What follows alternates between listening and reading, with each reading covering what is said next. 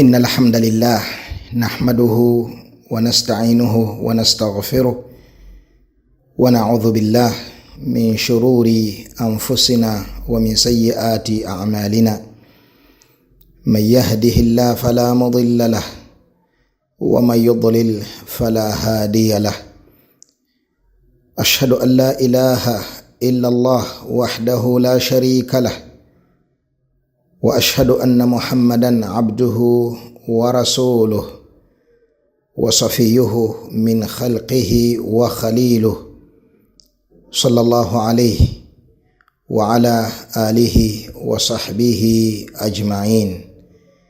abalungi ab'ebitiibwa abakkiriza, twebaza omutonzi waffe omulungi ow'ekitiibwa Allah tabaraka wa ta'ala, nannyini matendo amajjuvu agataliimu bukendeevu bwonna, eyatutandikawo nga tetwaliwo, n'atuteeka ku nsi n'amanya obwetaavu bwaffe, n'atatuleka kuyangayanga na kutangatanga n'okubeera ku nsi nga tetulina bigasa bulamu bwaffe. Bw'atyo n'atuteera waggulu waffe ettaala nga y'enjuba eyo okutumulisiza tuluŋŋame eri emigaso gyaffe, ne tusobola okugenda mu misiri gyaffe, ne tusobola okugenda eri okuvuba n'okunoonya riziki, n'eri amasomero n'ebifo ebirala byonna gye twagadde okubeera nga tuluŋŋamira mu bulamu bwaffe obw'edduniya. N'atuteerawo omukka gwe tussa, yali asobola okututonda nga tulina kubeerawo na mukka, naye n'atutikka omulimu gw'okugwenoonyeza, kaali badde katuyiro k'amaanyi. Naye Allah subhanahu wa ta'ala yatuteerawo omukka ogwo, abalungi ab'ebitiibwa, ne tubeera nga tugufuna wonna, hatta ng'omuntu ne bw'ateekebwa mu kaduukulu eyo riziki, obulabirizi obw'omukka abusangayo ng'omutonzi we Allah subhanahu wa ta'ala yabumuteerayo. Allah n'atuteerawo amazzi, amanye obwetaavu bw'emibiri gyaffe eri amazzi, tubeere nga tuwangaalira ku mazzi ago. Era mu ngeri y'emu Allah n'ateerawo asnaafan minal maakili, n'atuteerawo ebika by'ebyokulya nga bingi, nga byasooka okubeera ebingi. Olya ku muwogo, n'olya ku lumonde, n'olya ku matooke, n'olya kawunga, n'olya ku jjuuni oba liri erya bwayiise. Eŋŋano Allah n'agiteekawo, n'akuteerawo akalo, n'akuteerawo kawunga ka muwogo, n'akuteerawo ensujju, n'akuteerawo endaggu, n'akuteerawo ebika by'ebyokulya ebiyitirivu, ebimu obigatta, ebirala obifumba mu butongole nga bwe biri. N'atuzza ku nva ow'ekitiibwa Allah tabaraka wa ta'ala, n'atuteerawo ebyennyanja, n'atuteerawo ebijanjaalo, n'atuteerawo ebinyeebwa, n'atuteerawo kawo, soya, n'atuteerawo ennyama, n'atuteerawo enkoko, n'atuteerawo ebinyonyi eby'enjawulo, n'atuteerawo ebika by'ebyennyanja, ennyama bika, ebijanjaalo bika, yaani buli kimu kirina ebika ebiyitirivu wansi waakyo tabaraka wa ta'ala. Ogwo nno omulyango bw'osalawo okulombojja ebyokulya Allah byatondera omuntu, byateeka awokka waali, ogwo omulyango osobola okuguzibizaako nga tobimazeeyo olw'obungi bwabyo, emma ebitongole, oba Allah byasobozesa omuntu okubeera nga waddembe, okubeera nga abitabula n'abikyusakyusa mu mbeera, n'abyongeramu obuwoomi n'ebirala ebifaanaganako bwe bityo. Ow'ekitiibwa Allah n'atuwa riziki y'okulaba, tuleke kubeera ku nsi nga tuli mu kibululu. Obeera ne mukwano gwo n'omulaba bwobeera n'omwagalwawo n'omulaba, bwoba n'abaana bo n'obalaba, bwobeera n'omusiri gwo n'olaba obulungi bwa Allah, n'olaba ekisiko ekiri awo, engeri gye wafunamu ekirowoozo n'ogamba nti wonna alitaddewo omusiri gwa kasooli, n'ofuna enkumbi n'okisambula, n'omala n'osiga, n'owayita wiikisi 2, Allah n'amaaso go n'akulaga ku musiri gwo ng'olaba kasooli yenna ameze.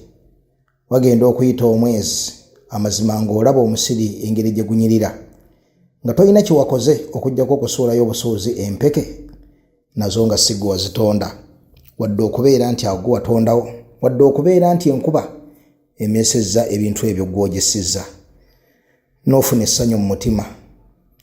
Yu'jibu zurra, abo abalimi batunuulira emisiri egyo ne babeera nga bafuna essanyu. Bw'atyo byagamba ow'ekitiibwa Allah subhanahu wa ta'ala.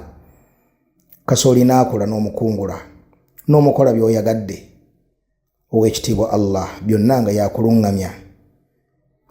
Omusana w'ogwanika osobole okubeera nga kasooli oyo omukaza gwa Allah tabaraka wa ta'ala, enkuba emukuzizza ya Allah tabaraka wa ta'ala. Wa yunazzilu al-ghaytha, ow'ekitiibwa Allah subhanahu wa ta'ala yassa enkuba. Wa huwa alladhi yunazzilu al-ghaytha min ba'di ma qanatu, ow'ekitiibwa Allah subhanahu wa ta'ala yassa enkuba oluvannyuma lw'ekyeyo okubeera nga kisusse ku bantu nga balaba nga embeera ebatabuseeko. Bw'atyo Allah n'akuwa amaaso ago osobole okwetegereza eggulu eryo engeri gye yalizimba waggulu waffe. Thumma rji'i al-basara karratayn, kwata amaaso gazeeyo waggulu emirundi n'emirundi, olabe obulungi bwa Allah, engeri gyatonda eggulu eryo.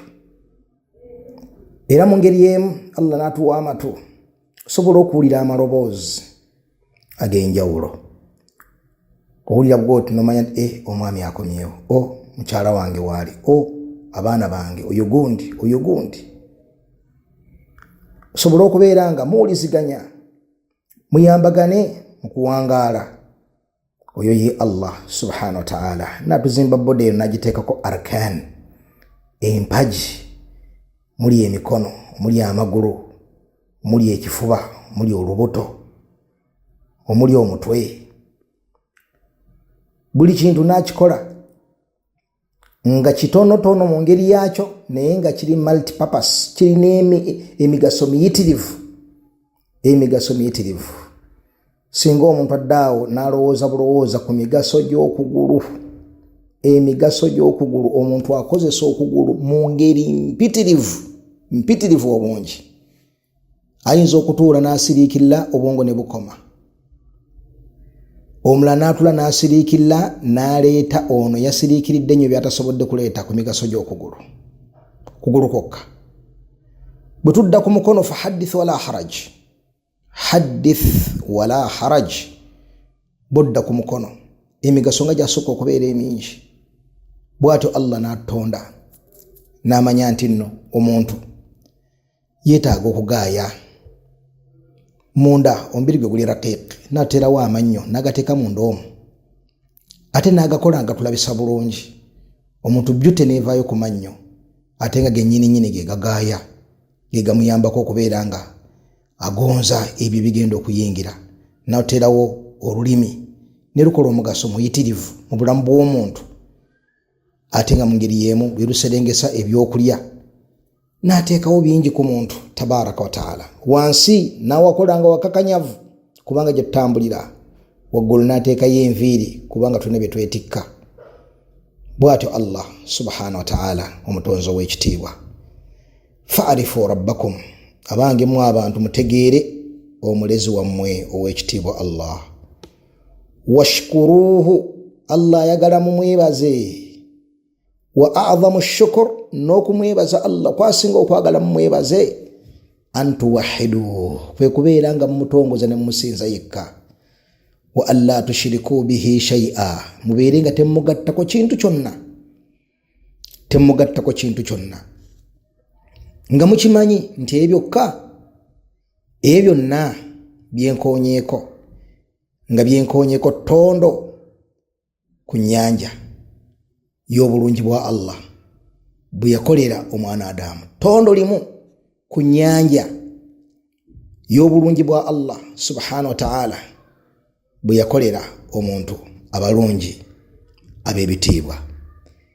Allah ayagala okubeeranga ye yekka nga bw'ali nti buno obulungi bwonna abo batuusaako yekka, era munnanga ayagala bwe kuba kusiima na kweziribanga byonna mubeerenga musiima ye nga mweziribangira ye tabaraka wa taala. Ayagala abalabe nga bwe mufuna obwetaavu mudda gy'ali. Kimunyiiza nnyo okubeera nga yakutuusaako bino byonna mu bulungi bwe n'okusaasira kwe gy'oli, aye n'akulaba ng'obutaabutana ogenda mbaakabona mu masabo. Kimunyiiza Allah tabaraka wa taala, kikuteekesa mu muliro obugenderevu n'obugenderevu. Kimunyiiza ow'ekitiibwa Allah okulaba ng'osaba Yesu Kristo muntu munno gw'olabanga byonna byenjogedde ku muntu naye yabirina. Yalyanga, yanywanga, yeeyambisanga enjuba ya Allah okulaba, okutambula, kutuuka gy'alaga. Bw'abanga yalyanga n'anywa, kitegeeza nti okulya n'okunywa byabangako gye bimusindika. Tayinza kubeera ng'oyo Katonda alina okusinzibwa ng'akola ekikolwa ekyo ekiva mu kulya n'okunywa. Tayinza kubeera nga oye Katonda n'akamunaaka eddagala. Kati bwe kibanga bwe kityo bwe kiri ku nnabbi ow'ekitiibwa Isa mutabani wa Maryam, kadhalika ku maama we Maryam kyekimu. Allah tayagala kukulaba ng'omusinza nga yali mukyala gw'olabanga yeenanika engoye n'ayambalanga jilbaabu y'abakyala abakkiriza bw'ogiraba nga feesi ogirabira ddala ey'omukyala. Omuntu tayagala kulaba ng'omusaba ng'omusinza, tayagala kulaba ng'okawaŋŋamula nti maali omutuukirivu nnyina wa Katonda. Ekinene eri Allah subhanahu wa ta'ala. Okwata ekitonde kye aye n'okifuula kimaama kye nga kye kimuzaala. Buli aza amaanyi na kunyoomoola kw'amaanyi kw'oba okoze ku mutonzi wo ow'ekitiibwa Allah tabaraka wa ta'ala. Kati wabeera nga nabbi Isa alayhi salatu wassalamu oyo omunene ennyo ow'ekitiibwa mu bannabbi ba Allah n'ababaka be, ne maama we ow'ekitiibwa bwe tulina eno mu Busiraamu tulina ssuura nnamba suurati Maryam. Oyo ow'ekitiibwa oyo bw'abeera nga abo ababiri tokkiriza okubasinza, ate okkirizibwa otya okusinza Maria Teresa, okkirizibwa otya okusinza Ngobya, okkirizibwa otya okusinza Saint Gundi. Munnange tokkirizibwa. Kinene, kibi, kikolobero mu ddiini. Tokkiriza kugenda Namugongo n'esinza abaayo, n'osinza Kizito omuto oba Kaloli Lwanga oba Mawaggali. Tokkiriza omunnange kubeera ng'okikola. Oyina kusinza Allah subhanahu wa ta'ala yekka bitawhidi, n'omwawula n'omutongoza, n'obeera nga omusiramukira omutonzi wo omulungi ow'ekitiibwa Allah tabaraka wa ta'ala. Era mu ngeri y'emu Allah tayagala kulaba muntu yenna ng'agenda mu masabo. Allah tayagala kulaba y'omusiraamu yenna asaba kitali Allah ng'Abashiya bwe mbalaba bwe basinza Ali ibn Abi Talib radiyallahu ta'ala anhu, ng'Abashiya bwe mbalaba nga basinza Hassan, ng'Abashiya bwe mbalaba nga basinza Al-Hussein. Abo nno mu ddiini yaffe ey'Obusiraamu tebabeera basiraamu liibadatihim ghayrillah subhanahu wa ta'ala, olw'okusinza ebitali Allah subhanahu wa ta'ala. Towanuuza by'otategeera nti nno nga bagenda e Makka, nga bagenda e Madiina n'ebirala ebifaanaganako bwe bityo. Kasita otegeera gwe omusiraamu kye bayita obusiraamu at-tawhidi kwe kwawula Allah, n'okimanya nti basinza Hassan, n'okimanya nti basinza Hussein, n'okimanya nti basinza al-a'imma al-12, basinza ba imamu 12, n'okimanya nti nno bakitwala nti nno e Karbala wakulu nnyo okusinga Luddawa, okusinga e Makka, n'okimanya nti bagamba nti al-Qur'an mubaddal wa muharraf, Qur'ani si ntuufu. Abo bafaanaganako bwe batyo. Omusiraamu takkiriza kubeera nga abayita abasiraamu olw'okwawukana ku bikolo ebikulu ebiyimirirako eddiini y'Obusiraamu. Era buli w'ogamba nti basiraamu kitegeeza nti gwe totegeerera ddala ddiini gy'olimu, tomanyi kweyimiridde, tomanyi kitiibwa kyayo, tomanyi misingi gyayo, oba kubeera ng'okinti ddiini gy'olimu gye bayita obusiraamu, kye bayita obusiraamu kwawula Allah. Yenna ne bw'abeera ng'asiiba mu muzikiti ng'alina ekirevu kiwanvu akisambisa maviivi, ng'alina emikalabanda, n'omulaba ng'asinza ekitali Allah, tobuusabuusa nti si musiraamu, kubanga omanyi eddiini yo ey'obusiraamu eyimiridde ku ki? Buli muntu kiwakwata. Ne bw'obeera wasomera mu masomero ga Umeya, kye bayita obusiraamu? Al-Islaamu, kye bayita obusiraamu huwa al-istislaamu lillahi, kwe kujeemera Allah, kwe kujeemulukukira Allah subhanahu wa ta'ala, kwe kujeemulukukira Allah subhanahu wa ta'ala bitawhiidi, mu kumwawula. Kumwawula kye kisookera ddala. Walinqiyaadu lahu bittaa'a, n'okumugondera. Walbaraa, n'okwesamba mina shiriki, okwesamba okumugattako, wa ahli, n'abamugattako. Ekyo nga wakikwata n'okimemorizinga, ne bw'obeera nga wasomera amasomero ga Umeya, kikumala butereevu okutegeera nti abasinza Ali, abasinza Hassan, abasinza Hussein, abasinza Jaafar Sadiq, abasinza ba Imaamu 12 baba si basiraamu, kubanga kye bayita obusiraamu wakikwata bukusu. Definition yakyo kimanyi nti ebusiraamu ekisookera ddala tawhid, kwawula Allah. Kye bayita okwawula Allah, kumusinza yekka na kwesamba buli kyonna ekisinzibwa kitali Allah, kye bayita obusiraamu. Toyinza kuddawo n'ogaati akati nga tubalaba ye Makka, akati nga gwe naawe tolaba nti oba oli mu ddiini nga togitegeererako ddala, oba togitegeererako ddala munnange omulungi. N'olwekyo faayo otegeere eddiini yo. Kadhalik bwe tulaba omusiraamu yenna ng'asinza ekitali Allah subhanahu wa ta'ala, bano bagenda kubijja empewo zitufuuweko, agenze kubijja empewo kumufuuwako, kubanga Abaganda bakubiriza nnyo abantu okuziika ku bijja ne bakirumako n'amannyo amagego. Lwaki?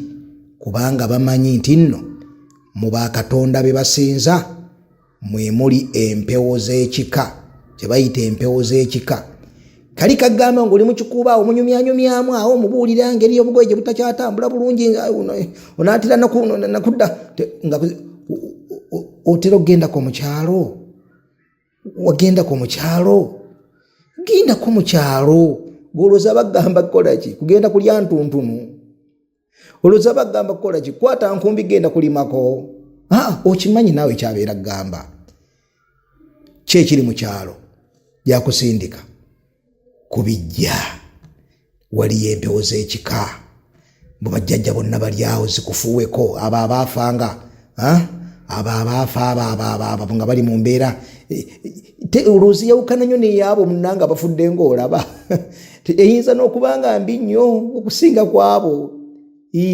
Babajja mu mayumba, bali amalaala agasinga obungi bagajja mu busiisira nga n'amabandi bikiseera ekyo nga alina ebbaati ku kyalo bayitangawo mu bbaati. Gwe temuguze nga mubalaba nti ogenda wali wasulumenda mu bbaati, yasooka okuzimba ebbaati ku kyalo, abasigadde baali basubi. Wali mutegula engoma ya nti oyasooka okuleeta ettegula ku kyalo. Amalaala agasinga obungi baafa bantu ba busiisira.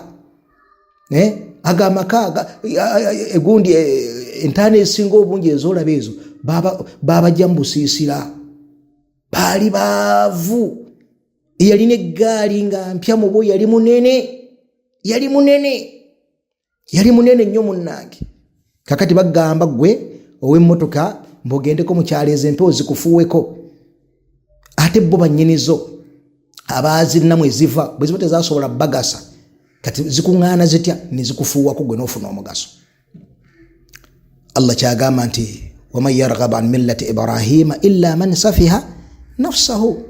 Ani oyo ayinza okuva ku ddiini ya Nabbi Ibrahim ey'okusinza Allah yekka, okuggyako oyo aba amaze okulangirira obubuyabuya ku mwoyo gwe. Noddawo ssebo ne weeraliikirira akaana akalongo kwokya, nawulabyeko omukuba amaseeka Allah amukuume amuwe enkomerero ennungi, ng'abuuza nti ebyokya tobimanyi? Emyaka gy'olina ebyokya tobimanyi? Emyaka gy'omaze ku nsi tomanyi byokya? Uliawo tintima abalongo obwo bwana obuli obwo obuliawo gobeera likillo buyonsa abaana bange sinabayonsa abaana bange njale baluma abaana bange noyomba n'omusajja n'otuka n'okuvaayo abwana tabalabirira abaana tabagende ate nga bw'otyo kwokya egyo emyaka gy'omaze ku nsi tomanyi byokya tomanyi biki byokya tomanyi nti buugi bwe bwokya butto yayokya muliro gwe gwokya abo abaana b'olabirira bw'otyo kwokya emyaka gy'omaze ku nsi bwekito bwe kiri bajja twavuwaza emyaka gy'omaze ku nsi tomanyi byavuwaza namulidde nga abuuza ekibuuzo ekyo ne ŋŋamba nsaba Allah akukuume akuyingiza ejjana ey'ekitiibwa amazima ekyo ekibuuzo kimalira omuntu okubuuka naga nti mubutuufu bino biki bye tuliko emyaka 4 ku nsi nga gimenyedde bwereere ntya buno obwana obubiri nze kennyini nze mpakase ne mbuleetera engoye ate nze ndi kubweraliikirira nze ndi mubuweereza ng'aweereza Katonda nze kennyini bw'ava mu nze omukyala naye abadde abwetise mu lubuto omukyala yabusindise wali bayinza n'akamuga nti akamu kafuddeewo akamugagire ndi mu kubuweereza nava Katonda wekyangemu naawe oga nti emyaka ku nsi mu butuufu tegiba nga gyensalidde bwereere 5 mu 5 ebintu nkyabitegera bwe ndi 6 ebintu nkyabitegera bwe ndi waliyadhu billah wafaqa Allahu al-jamii' lima yuhibbuhu wa yarda walhamdulillahi rabbil alamin.